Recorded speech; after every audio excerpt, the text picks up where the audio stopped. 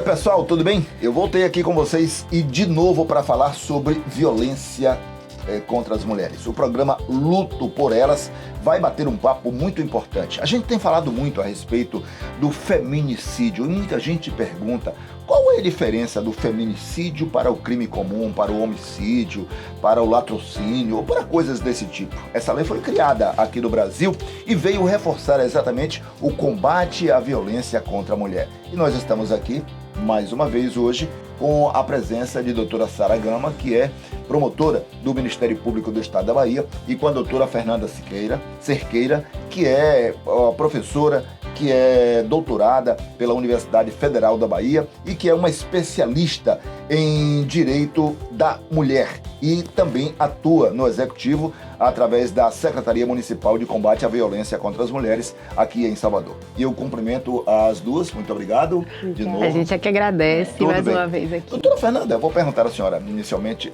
o que é, afinal de contas, feminicídio e por que a diferença do feminicídio para o homicídio comum? É importante, Genildo, que as pessoas entendam que feminicídio é crime. Deixar bem claro isso. Feminicídio é crime quando uma pessoa é morta pela condição do sexo feminino. Então, saímos, de um homicídio qualificado para um tipo penal específico em que a vítima, ela é uma mulher. Então, o homem mata porque ela é uma mulher e não simplesmente porque está ali diante de um inimigo, de uma pessoa qualquer. Mulher, então ele vai matar por isso, torna-se um feminicídio. Eu costumo dizer que o sujeito, o autor que pratica o crime, ele pode ser tanto homem quanto uma mulher, Sim. A vítima é uma mulher, porque é em razão do sexo feminino, tá? Mas o autor da violência, quem pratica, pode ser tanto homem quanto uma mulher. Então, a mulher também pode ser acusada de prática de feminicídio? Pode sim. Pode? Pode sim. Porque quando a gente verifica que esse crime é praticado, por exemplo, em razão da violência doméstica familiar, os contextos da violência doméstica familiar são 3. O domicílio, que não requer qualquer vínculo familiar.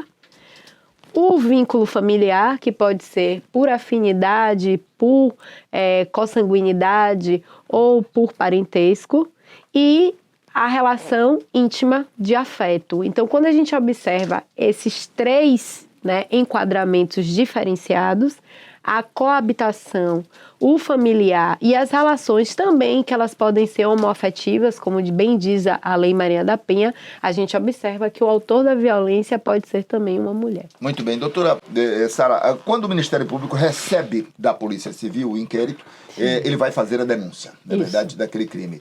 Ficou mais fácil, mais prático, ficou mais objetivo o tipo de denúncia que é feito à Justiça? Sem dúvida alguma. Agora, a realidade é que nós ainda encontramos uma certa resistência na tipificação do feminicídio. Muitas vezes o inquérito vem como uma lesão corporal seguida de morte e não está lá o nome feminicídio, quando é uma mulher vítima de um crime em razão do menosprezo à situação de mulher dela. Esse inquérito, então, volta para o delegado ou não? Não, porque aí o promotor, detectando isso, ele pode fazer a tipificação diferente daquela que veio no relatório do delegado. Entretanto, normalmente, como cabe à polícia o papel inicial e investigativo, embora o Ministério Público também possa investigar, mas quando vem da polícia com uma conotação um tanto quanto desvirtuada, realmente dificulta. Porém, o fato de nós termos hoje uma legislação que contempla o feminicídio como um tipo penal, isso para nós já é um avanço. É um avanço. Sim, os delegados já estão entendendo bem essa situação? Sem dúvida nenhuma. A grande maioria deles, e há uma capacitação constante, todo o poder público se empenha nesse sentido para que a gente realmente tenha um direcionamento voltado para isso. Doutora Fernanda, quando é que não é feminicídio o homem ao matar uma mulher? Na verdade, quando está fora desse contexto de análise do gênero, Sim. Porque é pela condição do sexo feminino. E a gente tem que entender, Genildo, que mulher, ele está num contexto amplo. Hoje, a gente tem que compreender mulher para além das questões da heteronormatividade, né? Aquela questão de que entendia que mulher, como eu estudei no direito penal, era a mulher honesta. Imagine que existia o crime anterior de sedução, que era seduzir mulher honesta para fins de prática sexual. Então, eu aprendi que a mulher era bela, casta e recatada. Isso não existe mais. Isso era né? tão sério, Genildo, que o próprio Código Civil, ele previa, por exemplo, a possibilidade de que uma filha fosse deserdada pela indignidade dela. Ou seja, essa indignidade, na verdade, ela tinha muito a ver com o comportamento sexual. Sim. Né? Então, aquelas mulheres há 40, 50 anos atrás, que tinham um comportamento sexual mais livre, o que sempre foi fomentado para os homens, né? Os homens sempre foram incentivados a isso, mas para as mulheres, elas saíam daquela condição de honestas, que na verdade era uma forma de coibir e de tutelar o corpo da mulher, né? Então, assim, nós vivemos isso até 2012. Poxa, então é muito recente. Muito Demorou recente. muito, né? Demorou muito. Bom, eu estou falando em feminicídio e tem um dado que eu fiquei alarmado e eu gostaria de discutir com as senhoras aqui. É com relação aos órfãos, né, de pais e de mães que são exatamente vítimas do feminicídio. E eu tomei conhecimento de que também um outro dado, 15% de quem comete o feminicídio acaba cometendo o suicídio. Há alguma explicação, doutora? Eu não estou falando do ponto de vista psicológico nem nada tal, mas existe alguma explicação para isso, vocês que trabalham com esse tipo de situação? Eu diria que é a forma que, quando o homem, normalmente, ele não se conforma com o término do relacionamento, então ele prefere matar a mulher do que lidar com a realidade fora daquele contexto, aquelas referências familiares que ele tinha. E para ele é tão grave quando ele tem consciência, inclusive, do que isso repercute, não somente na vida da sociedade, como na vida familiar dele, né? Os filhos que ficam, os pais, o que vão ter que passar, ele opta por tirar a própria vida. Então, assim, é uma tragédia em cima da outra. Isso. A verdade é que o feminicídio, ele produz tragédia. Né? E o anuário, ele trouxe, porque os resultados são do ano anterior, né? Exato. Então, é a primeira vez que esse marco, ele aparece. Isso. De dizer que o feminicídio, ele é sucedido de um suicídio. Que ele aponta, Genildo, ser uma questão de saúde pública. A gente não pode pensar, e eu reforço sempre isso na minha fala, que tudo é uma questão de sistema de justiça. Não. Também, quando a gente pauta o suicídio, que é você tirar a própria vida, é uma questão de analisar, né, os comportamentos sociais casados com a saúde, porque isso perpassa pela saúde mental. Então, com os relacionamentos, realmente eles não estão sendo saudáveis para homens e mulheres ou para mulheres e mulheres, né? Já que a gente está falando no contexto aqui, né, de violência contra a mulher. Então, os relacionamentos, eles não são saudáveis. E por quê? Por que uma pessoa está matando a outra e por que está tirando a própria vida?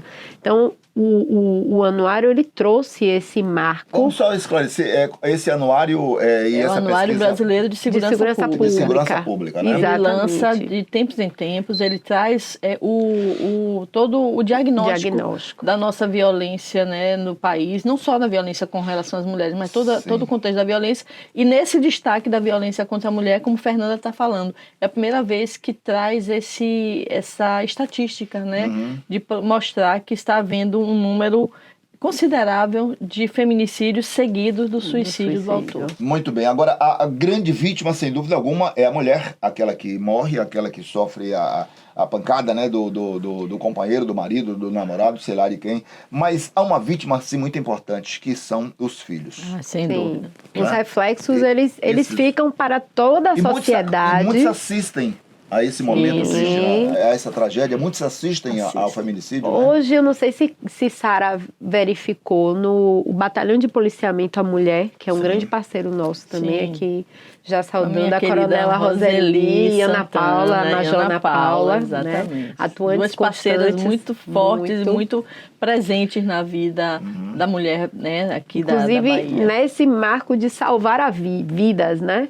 Sim. Então, elas estão com a gente porque elas fazem um acompanhamento de mulheres em situação de risco de morte das medidas protetivas. E eu trouxe essa fala do batalhão porque hoje eles publicaram a fala de uma delegada que ela encerrou o relacionamento e o autor da violência disse que a vida dela, a partir daquele momento do fim, ia ser de tristeza e de solidão. E depois que ele manda essa mensagem, ele manda uma outra dizendo: eu acabei de matar os seus filhos. Filhos dele, inclusive. Filhos dele, inclusive. Ele mata, ela ouve os tiros e aí ela sai desesperada, né? Não ouve o último tiro que foi dele em si próprio. Em si próprio. Então ele tira a vida dos filhos e se mata depois. Que covardia, né? Que coisa absurda. Então ela, né, é uma mulher que ela fala que ela passou a ressignificar a vida dela a partir daquele momento. Mas o que é que a gente percebe? Que a violência contra a mulher, ela gera, né, o suicídio e também muitas vezes a morte dos filhos. Então, é um contexto como forma de vingança. É uma forma de vingança, gente. Então, isso é muito um contexto cruel. que deixa reflexos para as famílias e para a sociedade. Porque no padrão, né, que tem um feminicídio, a mulher está morta, o homem está preso e os filhos estão aonde? Já que essa família tem no mínimo, pelo Observatório da Mulher, a gente aponta, tem no mínimo dois filhos. E 2 filhos, geralmente, como as mulheres, elas estão ainda numa idade... Veja, o atendimento lá da casa da mulher mostra isso. Mostra isso. É mulher de 41 a 53 anos. Então, assim, são mulheres que estão com filhos pequenos ainda. Mas já conscientes do que acontece pequenos ou na então vida, adolescentes, né? Ainda no início. Então, assim, é difícil você ter uma vítima de feminicídio que não tenha filhos ou que já tenha filhos adultos. Existem vítimas idosas, existem. Sim. Ou mais idosas, digamos. Mas a maioria não. Mas a grande maioria está com filhos pequenos. Filhos, inclusive, na primeira infância. Sim. O que é que vai significar isso? São crianças que são legadas a uma orfandade de uma forma trágica, de uma forma violenta. Se a orfandade por si só...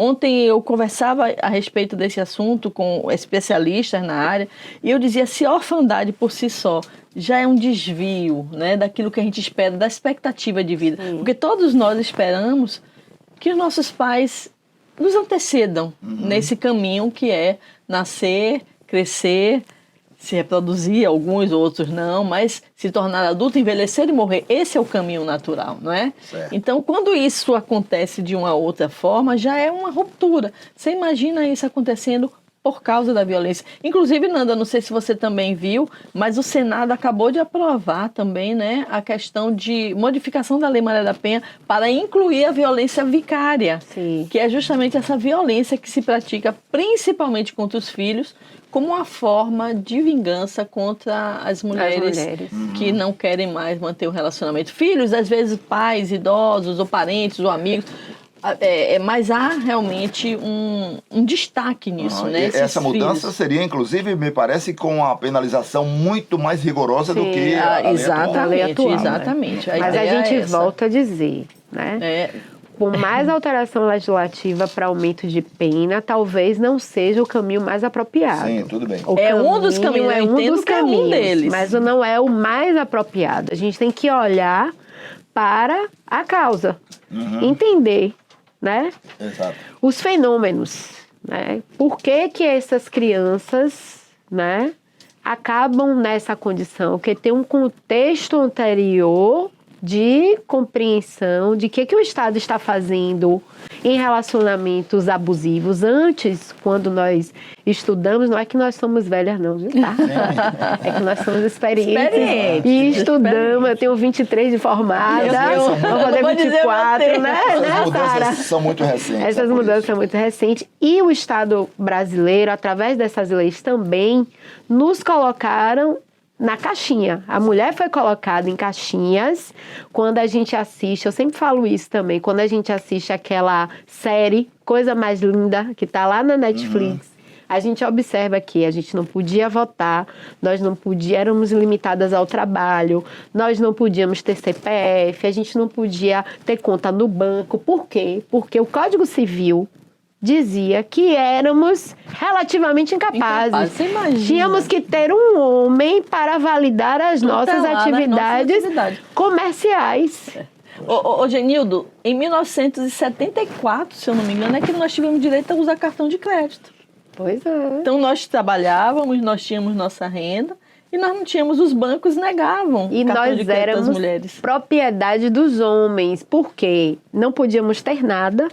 E para além disso, se a gente quisesse também romper o matrimônio, não podia. Eu podia romper o vínculo conjugal. Exatamente, mas você continuava casada. Era o disquete, né? Chamado disquete. Era por isso, inclusive, que havia, eu sei disso, que eu conheço gerações de mulheres dessa época, que viviam casamentos completamente falidos, ruins, mas que não se separavam, tá? Não se desquitavam. Por quê? Você circular na sociedade encontra ainda gente dessa Pois é, época. Aí o Estado quer lhe dar hoje quantidade de pena de 40, 50, 20, não é sobre isso. É sobre fazer uma revolução legislativa para ampliar a participação da mulher e trazer leis que reforcem essa participação. Porque o Código Penal é a última ratio.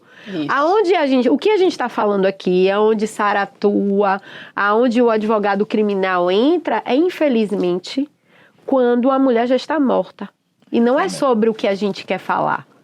O Estado ele tem que anteceder para dar toda uma construção para nos permitir uma vida livre, digna e feliz, porque o princípio da felicidade também está na Constituição Federal. Sem dúvida alguma. Eu agradeço mais uma vez a participação de vocês aqui neste momento, né, de luta por todas vocês, por todas as mulheres.